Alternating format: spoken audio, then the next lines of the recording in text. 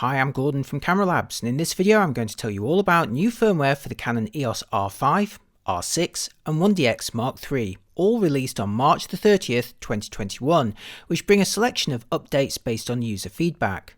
Canon UK gave me a few days head start to do some tests, but by the time you see this video, firmware version 1.3 for the R5 and R6 and version 1.4 for the 1DX Mark III should all be available for everyone to download from the various Canon support websites, so if you install them, let me know what you think.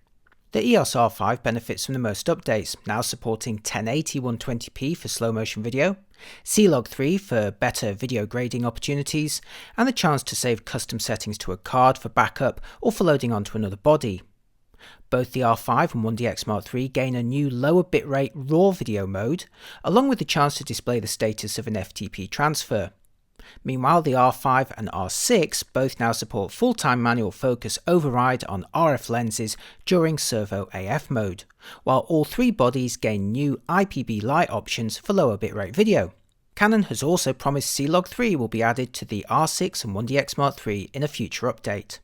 In this video, I'll check out an updated EOS R5 body supplied by Canon UK, concentrating on the lower bitrate movie options, CLog 3, and the full HD slow motion, showing it in action and comparing it to 4K slow-mo.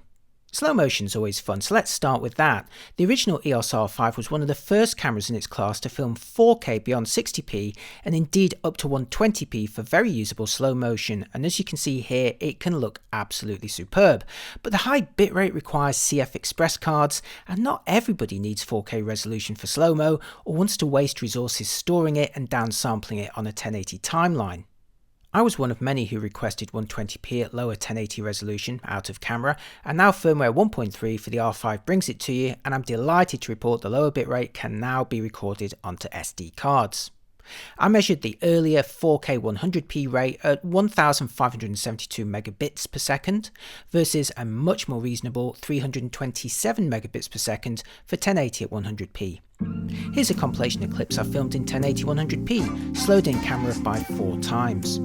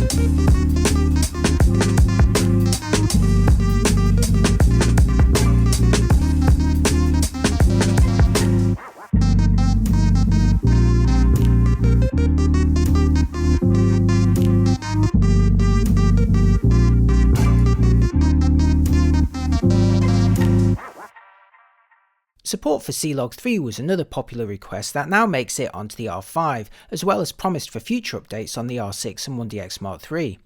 CLog 3 is the curve used on Canon's cinema cameras and provides greater dynamic range, plus of course better matching with cinema camera footage.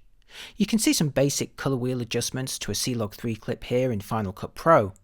And now for some before and afters, comparing the standard profile out of camera to ungraded CLog 3 and then CLog 3 with basic level adjustments.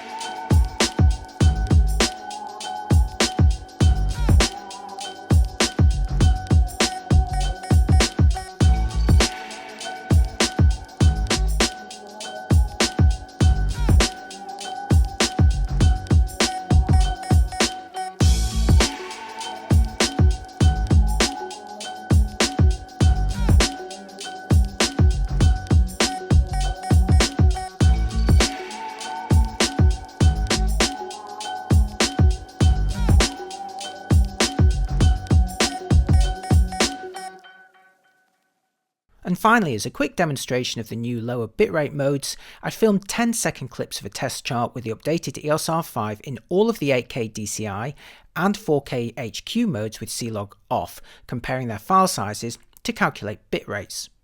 Starting with 8K DCI in the original RAW format, I calculated the bitrate as 2,474 megabits per second. That's quite a lot, isn't it? Switching to the new compressed RAW Lite mode though, sees the bitrate fall to 1,647 megabits per second, so roughly 2/3 the size, but still too much for SD card recording and also too hard for my current computer to open.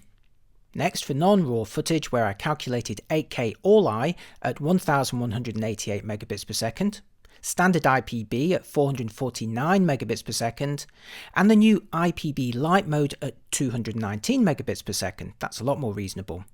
Viewing them all side by side with a static subject shows no loss in resolution, although obviously the lower bit rates will impact subjects in motion.